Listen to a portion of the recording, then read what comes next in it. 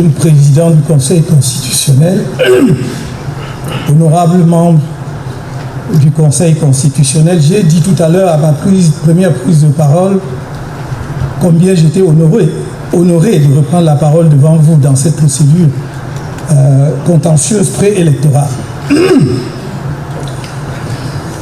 C'est un moment particulier, mais je vais m'en tenir au cadre que vous avez fixé vous-même, Monsieur le Président, après les interventions brillantes de mes conseils, y compris ceux qui ont fait une intervention volontaire dans le cadre de la procédure engagée par M. Yepka. Ma tâche est rendue extrêmement facile et je voudrais faciliter la vôtre en rappelant seulement ceci. Lorsque un citoyen camerounais est appelé à faire acte de candidature dans une opération électorale, il vérifie, en l'occurrence, s'agissant de l'élection présidentielle, si la formation politique qui présente sa candidature réunit les exigences fixées par la loi. En l'occurrence, ce que j'avais à faire était de vérifier d'abord si le Manidem est un parti politique légalisé. Il est apparu très clairement que c'est le cas, puisqu'il a été légalisé le 9 mars 1995. Si les instances compétentes pour porter ma candidature, et voilà que par la force des choses, ce que je voulais éviter, j'y entre, si dans l'organe qui me confère l'investiture a compétence pour le faire au regard justement des textes de ce parti, vérification faite, c'était le cas. Dès lors que ces vérifications sont faites par rapport à la conformité de l'association qui va porter la candidature du candidat, ce qui lui reste à faire, c'est de fournir les pièces requises par la loi. Et c'est ce que nous avons fait en vertu des articles 117 et 122 du Code électoral. Il n'y a pas une seule pièce qui manque.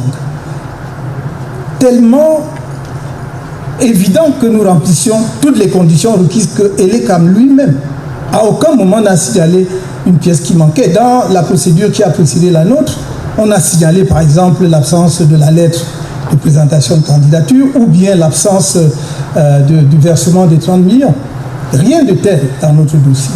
Le seul argument que Elekam présente, c'est de dire pluralité d'investiture.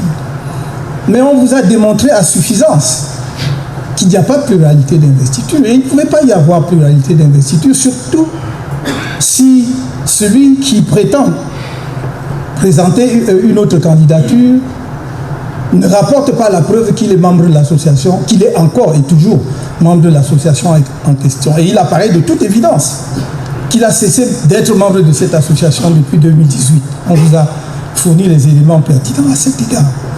Il me semblait dès lors que la tâche du Conseil de votre auguste juridiction serait extrêmement simplifiée.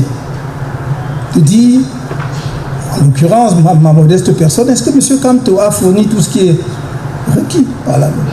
S'il a fourni, il n'y a pas de pluralité de candidature, puisque ce que l'on prétend être une deuxième candidature est une non-candidature étant présentée par quelqu'un qui n'est pas membre du Manidem, encore moins président de cette formation politique.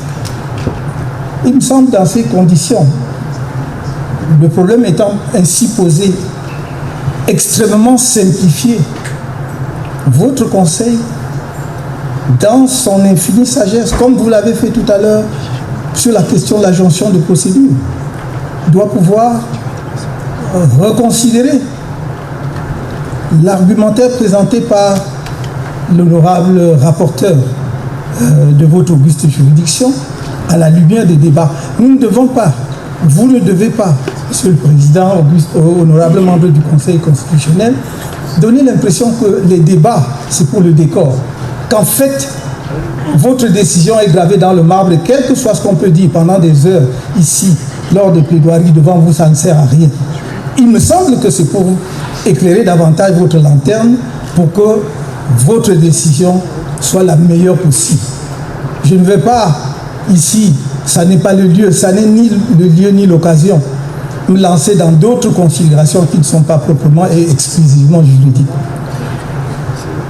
En disant ce que je viens de dire, vous devez simplement, Monsieur le Président, conclure que c'est à tort que ELECAM a rejeté le dossier de candidature de M. Kamto puisqu'il satisfait à toutes les exigences prévues aux articles 117 et 122 du Code électoral. Et en le disant, justice sera rendue. Je n'ai pas de doute que vous saurez le faire. Je n'ai pas ici besoin, encore une fois, je l'avais dit une fois, de rappeler l'estime que j'ai pour les uns et les autres, parce qu'il se trouve que je connais un certain nombre de membres du Conseil constitutionnel. Et je pense que vous saurez dire ce qui est bon pour la justice, pour le droit et pour la République. Je vous remercie.